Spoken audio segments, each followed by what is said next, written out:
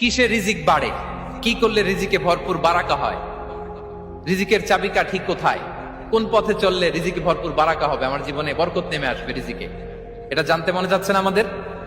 হ্যাঁ, কষ্ট হচ্ছে আপনাদের? কষ্ট হচ্ছে? তাহলে কি করলে রিজিকে ভরপুর বারাকা হয়, কি করলে আমার জীবনে ভরপুর বারাকা নেমে আসে, এই পয়েন্টটাতে আমরা একটু আলোকপাত করি। যেসব কাজ করলে আমাদের জীবনে রিজিকে আসমানি বারাকা নেমে আসবে, আমাদের রিজিকে আসমানি বারাকা নেমে আসুক, আমরা চাই কি চাই না? সবাই আমরা চাই নিশ্চয়ই। যে কাজ করলে রিজিকে আসমানি বারাকা আসে, এর এক নাম্বার হচ্ছে তাকওয়াল্লাহ, আল্লাহর ভয়। আল্লাহ তাআলা বলছেন, ওয়া মাইয়াত্তাকিল্লাহা ইয়াজআল লাহু মাখরাজা ওয়া ইয়ারযুকহু মিন হাইসু লা ইয়াহতাসিব। যে আল্লাহকে ভয় করে, যে আল্লাহ সচেতন, আল্লাহ তাকে মাখরাজ, মাখরাজ মানে কি জানেন? ওই যে এক্সিট লেখা না এদিকে, এই এক্সিটকে আরবিতে বলে মাখরাজ, মানে কোথাও আটকাবেন না, বের হওয়ার রাস্তা আছে, কোথাও আটকাবেন না, বের হওয়ার রাস্তা আল্লাহ তাআলা অ্যারেঞ্জ করে দিবেন। You will have the way out from crisis. ক্রাইসিসে পড়লে, সংকট মোমেন্টে আল্লাহ তাআলা ওখান থেকে এক্সিটের ব্যবস্থা আপনাকে করে দিবেন।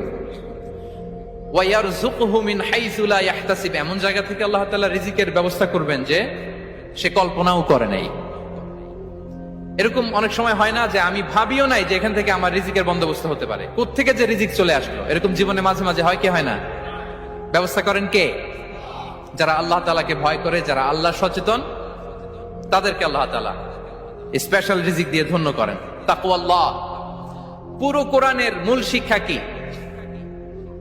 পুরো ইসলামের এসেন্স কি, জিস্ট কি, সারাংশ কি, যদি আমাকে জিজ্ঞেস করা হয় আমি বলবো তাকওয়াল্লাহ, আল্লাহর ভয়, আল্লাহর সচেতনতা।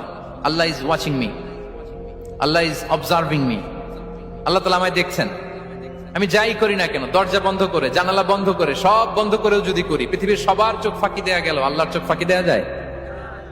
পুলিশের চোখ ফাঁকি দেয়া যায়, সিকিউরিটির চোখ ফাঁকি দেওয়া যায়, আমার সাথের বন্ধুদের চোখ ফাঁকি দেয়া যায়, ফাঁকি দেয়া যায় না একটা মহান সত্তার চোখ। তিনি কে? এই যে সেন্সেশন, অনুভূতি, দিস ইজ তাকওয়া। এই অনুভূতিটার নামই হচ্ছে তাকওয়া, যে আমি যাই করি, যেভাবে করি, যখন করি, কেউ দেখে না কিন্তু দেখে কে? কেউ যেটা দেখে না সেটা দেখে কে? দিস ইজ তাকওয়া।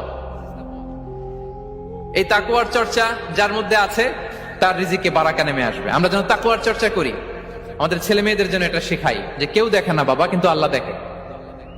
ছোটবেলা থেকে যদি আমাদের সোনামণিদের ব্রেইনে এই তাকওয়াল্লাহ নামের এই সফটওয়্যারটা ইনস্টল করে দেই, আর কোনোদিন সে বিপদগামী হবে না, পথচ্যুত হবে না।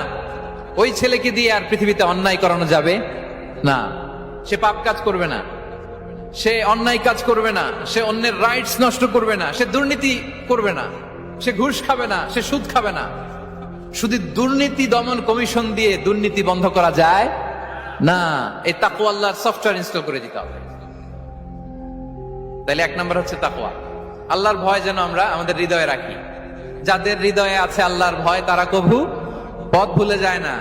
কি অসাধারণ কথা!